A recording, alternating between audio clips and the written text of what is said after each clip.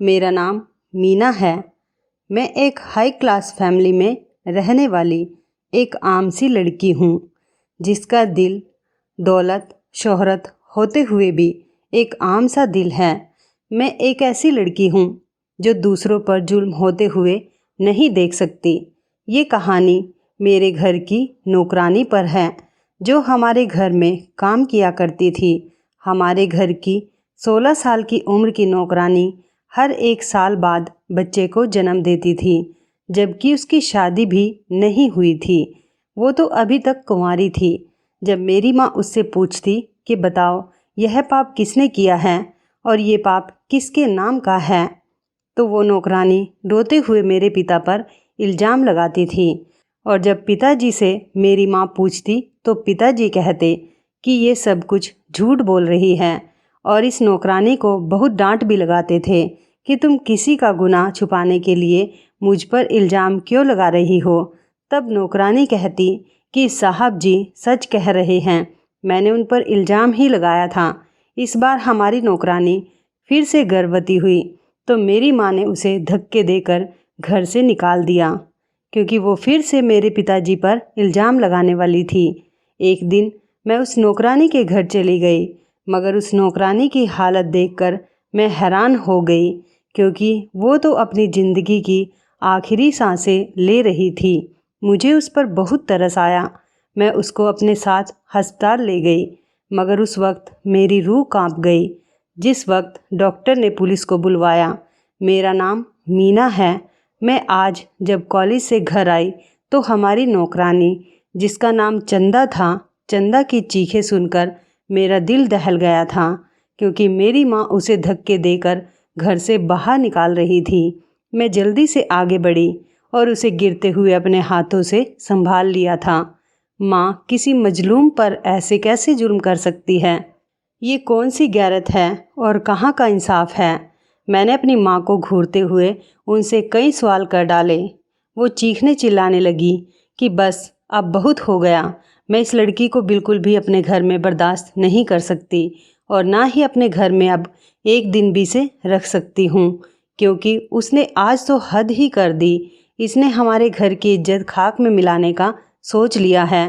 कमबख्त, ये तो बिल्कुल भूल बैठी है कि जिस थाली में खाती है उसी में छेद करने चली है। जा निकल जा यहाँ से, इस घर से और हमारी ज़िंदगियों से भी। माँ ने उसे घर से बाहर निकाल दिया। मैंने कहा, माँ आखिर इस बेचारी का क्या कसूर है?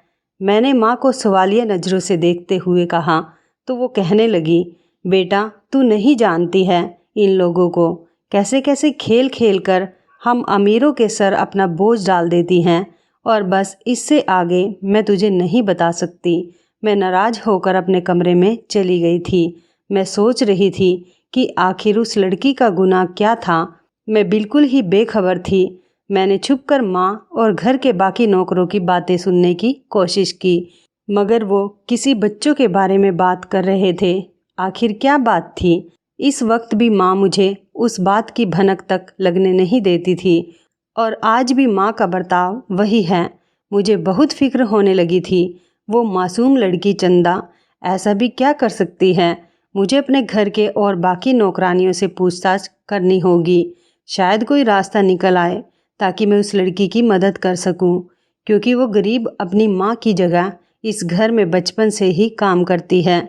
मैंने अगले ही दिन जब एक नौकरानी मेरे कमरे में आई तो मैंने उससे कहा, सुनो, मुझे तुमसे बहुत ही ज़रूरी बात करनी है। वो नौकरानी कहने लगी, जी छोटी मालकिन, बोलिए क्या बात है? मैंने कहा, तुम तो अच्छे से जानती हो मैं अपनी माँ जैसी खड़ूस बिल्कुल भी नहीं हूँ। मुझे तुम ये बताओ, चंदा को इस घर से क्यों निकाला गया है? वो नौकरानी मेरी बातें सुनकर घबराते हुए मुझसे नज़रें चुराने लगी। मैंने उसे तसल्ली देते हुए कहा, तुम घबराओ नहीं, तुम्हें डरने की कोई ज़रूरत नहीं है। तभी वो नौकरानी कहने लगी, छोटी मालकिन, चंदा ने पहले भी 2 बच्चों को जन्म दिया था और अब वो फिर से गर्भवती है, जबकि वो कुंवारी है। उसकी शादी नहीं हुई है। भला उसकी उम्र तो बहुत कम है। वो बहुत छोटी है, नाबालिग लड़की है, और मालकिन की वो घर के ही किसी नौकर के साथ मुंह काला करवा कर आई है। उसकी बात पर मैं चौंक पड़ी और मेरा तो मुंह खुला का खुला ही रह गया था। मैंने उससे कहा कि तुम जाओ और किसी को भी इस बारे में मत बताना कि मैंने तुमसे चंदा के बारे में पूछा था। वो नौकरानी तो वहाँ से चली गई थी, मगर मैं बेहद बेचैन होने लगी थी। ये सब कैसे हो सकता था? हालांकि मेरी उम्र और उस लड़की की उम्र में 4 साल का अंतर था। वो मुझे दीदी कहकर पुकारती थी। मैंने अपना पूरा ध्यान अपनी पढ़ाई में लगाया हुआ था। उन दिनों मेरी कॉलेज में एक बहुत ही अच्छे और पढ़े लिखे लड़के के साथ दोस्ती हो गई थी, जो बहुत ही समझदार और अक्लमंद लड़का था। वो हमेशा से ही दुनिया में होने वाले जुल्म सितम और ज्यादतियों के खिलाफ था। वो किसी पर जुल्म होते हुए नहीं देख सकता था। जब वे जुल्म के खिलाफ आवाज़ उठाता था तब मुझे बहुत ही अच्छा लगता था कि आज भी दुनिया में ऐसे लोग मौजूद हैं जो ऐसी सोच रखते हैं और जुल्म के खिलाफ लड़ते हैं। धीरे धीरे हमारी दोस्ती और गहरी होती चली गई और एक दिन जब मैंने उसे न्यूज़ चैनल पर देखा तो मैं उसे देखकर चौंक पड़ी कि ये तो वही लड़का महेश है। अगली सुबह कॉलेज में मैंने उससे पूछा कि क्या बात है, तुम अब न्यूज़ चैनल पर भी आने लगे हो और तुमने मुझे बताया भी नहीं। महेश मुझे मुस्कुराते हुए देखने लगा। मुझे बताने लगा कि असल में वो चैनल उसके मामा का है और पहले भी वो कई बार उस चैनल पर प्रोग्राम करता रहा है। महेश ज़्यादातर औरतों के साथ हुए जुल्म पर बात किया करता था, क्योंकि हर दूसरे तीसरे दिन महेश का उन जुल्मों सितम के खिलाफ हुए वाक़या से वास्ता जो पड़ता रहता था। मैं एक दिन कॉलेज से वापस घर लौट रही थी। अचानक मुझे बाजार में चंदा नजर आई। मैंने उसका पीछा करना शुरू कर दिया। सोचा कुछ देर उससे बातचीत तो कर लूं। काफ़ी वक्त गुजर गया। मैंने तो उसे पलटकर देखा भी नहीं। आखिर उसके और मेरे दरमियाँ बहुत अच्छे लम्हात जो गुजरे हुए थे। मैं उसके पीछे पीछे चल पड़ी थी। उसको नहीं पता था कि मैं उसके पीछे हूँ। चंदा अपने घर में दाखिल हुई तो मुझे बहुत ही हैरत होने लगी। उस बेचारी का घर तो इतना छोटा था कि घर में 2 चारपाई और ज़रूरत के मुताबिक कुछ थोड़े से बर्तन थे और कपड़े भी एक तरफ कोने में पोटली में बंधे हुए पड़े थे। लोग कैसे कैसे ज़िंदगी का गुजारा करते होंगे। इतनी गर्मी और ऊपर से वह रेंगता हुआ पंखा जो धीरे धीरे चल रहा था। सामने जैसे ही मेरी नज़र उस चारपाई पर पड़ी, शायद वो उसकी बूढ़ी माँ थी जो लगातार खांसे जा रही थी। जरा सी देर भी उन्हें आराम नहीं आ रहा था और चंदा उनकी खिदमत में लगी हुई थी। कभी उन्हें पानी पिलाती तो कभी उनकी कमर सहलाती हुई नज़र आती थी। मेरी तो कुछ भी समझ नहीं आ रहा था। जो कुछ मैं आज देख रही थी यह सच था या जो कुछ उस दिन घर में हुआ वो सच था, क्योंकि उस दिन का मंजर तो कुछ और ही साबित कर रहा था। मगर यहाँ तो उस बेचारी के हालात देखकर कुछ और ही सामने आ रहा था। जैसे ही मेरी नज़र चंदा के पेट पर पड़ी तो मैं दंग रह गई थी। मेरी तो आंखों में नमी आने लगी थी। वो तो सच में गर्भवती थी। जब मैंने चंदा को आवाज़ दी तो उसने घबरा कर पीछे देखा और बोली, दीदी आप यहाँ मेरे घर में? मैंने कहा हाँ, तो क्या हुआ, मैं यहाँ नहीं आ सकती? जब वो बोली नहीं नहीं आ सकती हैं। क्यों नहीं आ सकती? फिर चंदा मेरा हाथ पकड़कर मुझे अंदर ले गई और हाथ से मुझे पंखा झोलने लगी। कहने लगी कि दीदी इतनी गर्मी में आप यहाँ क्यों चली आई? मुझे तो लगा आप भी मालकिन की तरह मुझे ही कसूरवार समझती होंगी। क्या आपको लगता है मैंने उस घर में नौकर के साथ? मैंने हैरानगी से उसके पेट की तरफ इशारा करते हुए कहा कि फिर ये क्या है? वो हंस पड़ी और बोली, हाँ यह सच है, मैंने इससे पहले भी 2 बच्चों को जन्म दिया है। मैं तो चौंक ही पड़ी थी कि ये 16 साल की कुंवारी लड़की किन चक्करों में पड़ गई। चंदा कहने लगी कि आप एक बार मेरी माँ की इस हालत पर नज़र डालिए। क्या आपको नहीं लगता मैं बहुत मजबूर भी हो सकती हूँ? मैं फिर से बहुत ज़्यादा हैरान थी। उसकी आधी अधूरी सी बातें, न जाने वो मुझे किस बात का इशारा देना चाह रही थी।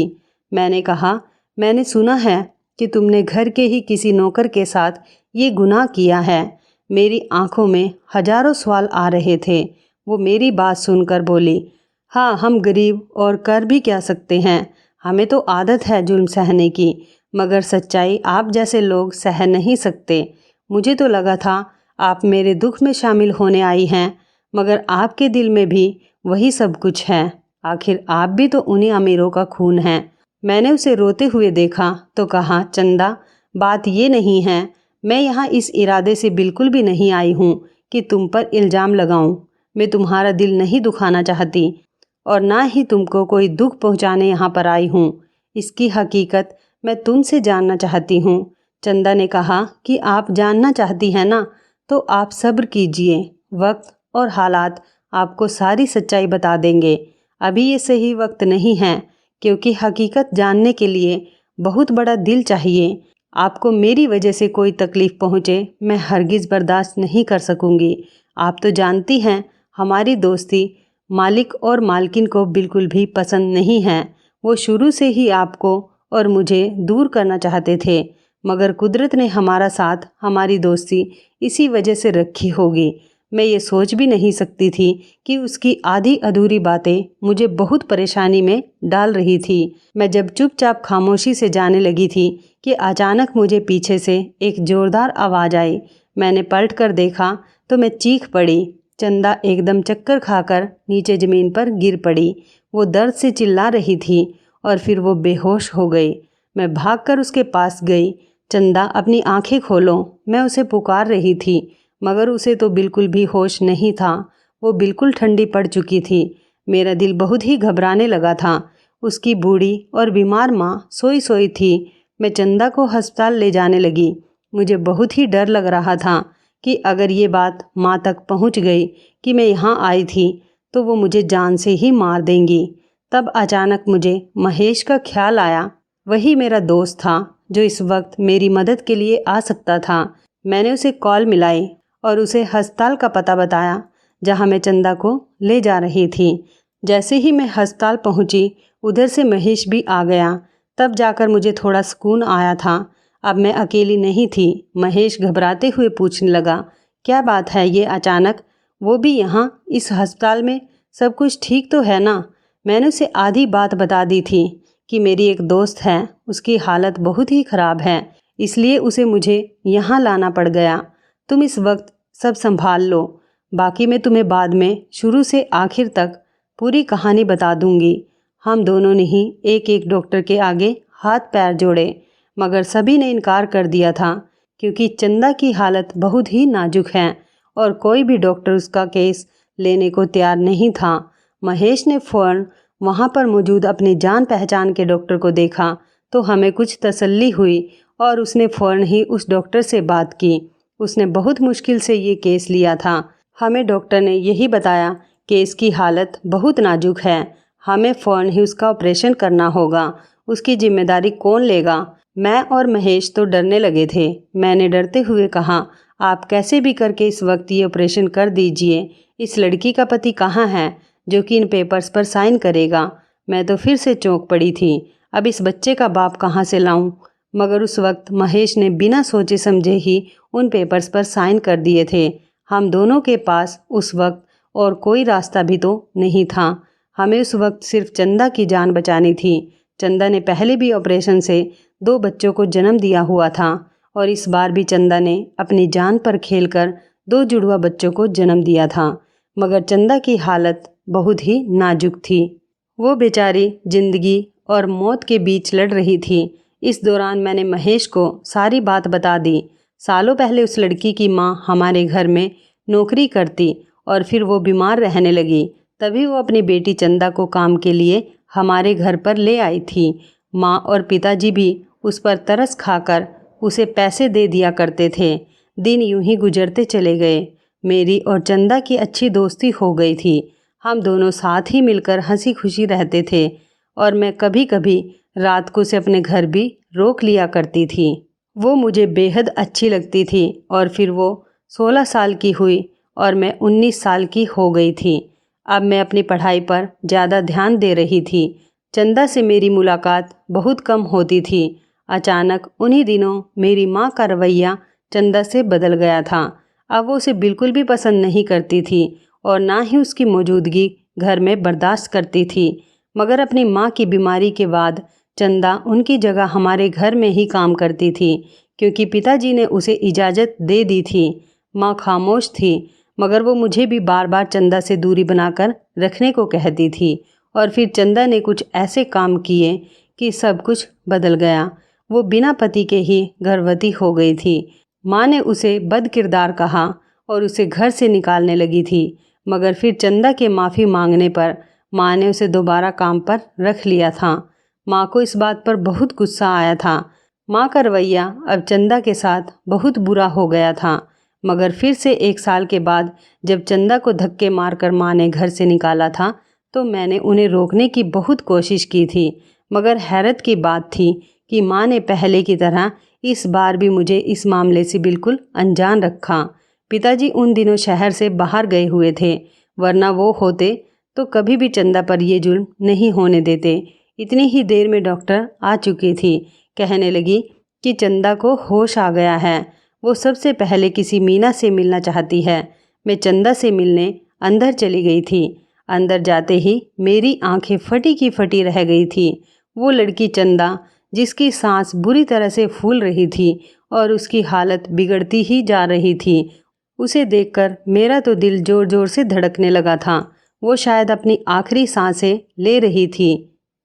उसके पास ज़्यादा वक्त नहीं था। वो बस कुछ ही देर की मेहमान थी। मुझे तो डर लगने लगा था कि अब ना जाने क्या होने को है। वो मुझसे बस इतना ही कह पाई थी कि मेरे बच्चों की हिफाजत करना। वो शख्स कौन था जिसने चंदा के साथ ज्यादती की थी और इतनी कम उम्र में उसे इस हालत तक पहुंचाया? इन सब का जिम्मेदार कौन था? उन आखिरी लम्हात में मेरे और चंदा के बीच जो कुछ बातचीत हुई, उसे सुनकर मेरे होश उड़ गए थे। अब मुझे सब समझ आ रहा था। बचपन से ही चंदा के साथ मेरे घर में जो कुछ होता आया, उसके पीछे क्या वजह थी? मैं चंदा को तसल्ली देने लगी थी। मेरी आंखों में आंसू ही आंसू थे। मैंने कहा, तुम ठीक हो जाओगी, तुम्हें कुछ नहीं होगा। और ये बताओ, वो तुम्हारे पहले वाले 2 जुड़वा बच्चे कहाँ हैं? जल्दी बताओ। चंदा ने मुझे उस वक्त जो कुछ भी बताया, मैं तो ये सब कुछ सुनकर सदमे में आ गई थी। मेरी आंखों में आंसू थे और मेरा दिल चाह रहा था कि ज़मीन फटे और मैं उसमें दफन हो जाऊं। फिर कुछ ही देर में चंदा की आंखें बंद होने लगी थी। वो बुरी तरह सांस ले रही थी और देखते ही देखते वो हमेशा के लिए हम सबको छोड़ गई थी। मैं चीखती चिल्लाती ही रह गई। वहाँ सभी डॉक्टर भागे चले आए थे और चंदा का मुंह एक सफ़ेद कपड़े से बांध दिया गया था। मैंने और महेश ने जैसे तैसे करके चंदा के क्रियाक्रम का बंदोबस्त कराया और जब उसकी माँ को चंदा की मौत का पता चला तो वो ये सदमा बर्दाश्त नहीं कर सकी। यह खबर सुनते ही वो बेचारी भी इस दुनिया से चली गई। महेश और मैंने उन माँ बेटी का क्रियाक्रम किया। चंदा की वो बातें मुझ पर कयामत ढा रही थी। मैंने महेश को सारी बात डिटेल से बता दी थी। अब वही एक ऐसा इंसान था जो मेरी मदद कर सकता था। मैंने और महेश ने मिलकर बहुत बड़ा प्लान बनाया और मीडिया में यह खबर आम कर दी कि हमारे शहर में एक 16 साल की नौकरानी के साथ होने वाले जुल्म के खिलाफ आवाज़ हम सबको उठानी ही पड़ेगी, ताकि कभी भी किसी कम उम्र गरीब औरत के साथ ये जुल्म ना हो सके जो सालों से होते आ रहे हैं। हम इस नौकरानी के गुनहगार को जल्द ही सख्त से सख्त सजा दिलवा कर ही रहेंगे और उसकी दास्तां हम सरेआम करके दिखा देंगे। और फिर देखते ही देखते सब कुछ मीडिया पर तेजी से फैल गया। मैं जैसे ही घर पहुंची तो सबसे पहले मुझे खबर मिली पिताजी घर लौट आए हैं। मगर दूसरी तरफ मुझे खुशी की जगह अपने दोस्त के जाने का गम लगा हुआ था। मैंने सबसे पहले पिताजी के कमरे में जाकर उनसे मिलने की कोशिश की। मैंने आज फिर माँ और पिताजी को झगड़ते हुए देखा था। जब माँ ने मीडिया का नाम लिया तो पिताजी ने उन पर बहुत ही गुस्सा किया। आखिर वो दोनों किस बात को लेकर इतनी बहस कर रहे थे? मुझे देखते ही माँ और पिताजी खामोश हो गए थे और मुझे पिताजी ने अपने गले से लगाया और खूब प्यार किया। मैंने दूसरे ही दिन महेश को फ़ोन किया और सबसे पहले मैं अपनी बुआ के घर चली गई थी। वहाँ जाते ही मैंने अपनी बुआ की बहू से मिलने की कोशिश की तो सभी हैरान हो गए कि ये आज अचानक से क्यों मिलने आ गई हैं। जब मैंने कहा कि मुझे उनसे बहुत ज़रूरी काम है, तब बुआ ने मुझे उनसे मिलने की इजाज़त दे दी थी और मैंने महेश के साथ जैसे ही उससे मुलाकात की और चंदा के दोनों जुड़वा बच्चों के बारे में सारी मालूमात ली, जो कि अब उसके पास रह रहे थे क्योंकि वो बांझ थी और उसने उन दोनों बच्चों की जिम्मेदारी ले ली थी। महेश ने उसकी सारी ही रिकॉर्डिंग अपने फ़ोन में सेव कर ली थी और हम दोनों ने उनकी इजाज़त लेकर उन बच्चों के खून के सैंपल लेकर वहाँ से चल पड़े थे। उसके बाद हम जैसे ही अस्पताल पहुँचे तो वहाँ हमने पहले ही चंदा के पैदा होने वाले बच्चों के खून के सैंपल अस्पताल वालों की इजाज़त से ले लिए थे और उन सब के टेस्ट करवाए। अब इंतज़ार था तो सिर्फ उनकी रिपोर्ट मिलने का। और दूसरी तरफ मीडिया ने सभी चैनल्स पर चंदा और उसकी माँ के साथ हुए जुल्म की धूम मचा रखी थी और ये सब देखकर घर में माँ ने उधम मचा रखा था। माँ और पिताजी ने गुस्से में घर के तमाम ही नौकरों को नौकरी से निकाल दिया था और फिर एक दिन हमारी मुलाकात हमारे इलाके के पंडित से हुई। उनसे पूछताछ के बाद जो हकीकत हमारे सामने आई, अब सारा सच खुलकर हमारे सामने आ गया था। दूसरी तरफ रिपोर्ट्स भी आने वाली थी जिनसे साबित होने जा रहा था कि वो चारों बच्चे आपस में भाई बहन हैं। पहले भी चंदा ने 2 जुड़वा बच्चों को जन्म दिया था और अब भी उसने 2 जुड़वा बच्चों को जन्म दिया था, मगर जब हकीकत मीडिया के सामने लाते हुए मैंने खुद अपना बयान दिया और सच्चाई खुद रोते हुए बताई कि मैं इस नौकरानी चंदा की बहुत अच्छी दोस्त थी। वो मेरे साथ बचपन से ही रह रही थी, मगर उसकी माँ की बीमारी की वजह से वो बहुत ही परेशान रहती थी और उसे पैसों की सख्त ज़रूरत रहती थी। जब उस बात का फ़ायदा उठाकर सबसे पहले चंदा की खूबसूरती के पीछे पागल हुए उस आदमी ने चंदा से ज्यादती की और फिर अपना गुनाह छुपाने के लिए ज़बरदस्ती चंदा से शादी कर ली। और जब उसने एक साथ 2 जुड़वा बच्चों को जन्म दिया तो बदनामी के डर से उसने सारा इल्ज़ाम उस लड़की और अपने ही घर के किसी नौकर के सर पर कर दिया ताकि मामला रफा दफा हो जाए और उन बच्चों को अस्पताल से गायब करवाकर अपने ही किसी रिश्तेदार को दे दिए थे। और जब फिर से वो लड़की गर्भवती हुई, उस दौरान वो आदमी शहर से बाहर गया हुआ था और उन सब से बिल्कुल अनजान था। और जब वो वापस आया तो सारा मामला उसकी समझ से बाहर आ चुका था क्योंकि मीडिया पर खबर फैल चुकी थी और वो आदमी कोई और नहीं बल्कि मेरा ही सगा बाप था, जो पहले उस बच्ची के साथ गुनाह करता रहा और फिर उन्होंने गुनाह को छुपाने के लिए उससे शादी की। और जब लड़की ने हिम्मत करके उस अमीरजादे के खिलाफ आवाज़ उठाई तो उसने अपने ही घर के एक नौकर के साथ उस लड़की को बदनाम कर दिया और बीवी के हाथ धक्के दिलवाकर उस लड़की को घर से निकलवा दिया। मेरे पिताजी तो गुनहगार थे ही, लेकिन उसके साथ साथ मेरी माँ भी बराबर की इस गुनाह में शामिल थी। वो ये हकीकत बहुत पहले से ही जान गई थी, मगर उसने अपने पति के गुनाह पर पर्दा डालने के लिए उस बेचारी पर जुल्मों के पहाड़ तोड़ दिए थे। मेरे बयान ने मीडिया को हिलाकर रख दिया था कि सगी बेटी ने खुद अपने बाप के खिलाफ बयान देकर सच्चाई से पर्दा हटा दिया और उस नौकरानी चंदा के साथ हुए जुल्म के खिलाफ गवाही दी, जो अपनी जान से हाथ धो बैठी थी। उसके बाद पुलिस ने फ़ौरन ही मेरे पिता को गिरफ्तार कर लिया था। मेरी माँ मेरे सामने शर्मिंदगी की वजह से मुझसे आंखें नहीं मिला सकी थी और आज मुझे उस शख्स को बाप कहते हुए भी शर्म आती है, जो घर में सबके सामने तो चंदा को बेटियों की तरह बुलाता और प्यार करता था और रात के अंधेरे में भेड़िए के रूप में आ जाता था। मैं अब उस घर में नहीं रहना चाहती थी, इसलिए मैं महेश के साथ शादी करके हमेशा के लिए उसके साथ चली गई थी। चंदा के साथ हुए जुल्म ने उस बेचारी की तो ज़िंदगी खराब ही कर दी थी।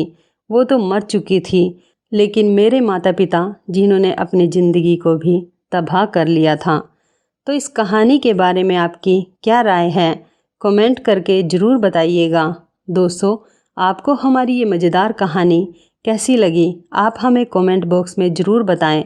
यदि आपके पास भी ऐसी कोई प्यारी सी कहानी है या फिर ऐसी कोई कहानी जिससे कुछ शिक्षा मिले, तो आप हमारे साथ उसको ज़रूर शेयर करें। दोस्तों, यदि आपको हमारी ये वीडियो अच्छी लगे तो आप हमारी इस वीडियो को लाइक शेयर ज़रूर करें और ऐसी ही दिल को छू लेने वाली प्रेरणादायक कहानियाँ सुनने के लिए हमारे चैनल को भी सब्सक्राइब करें।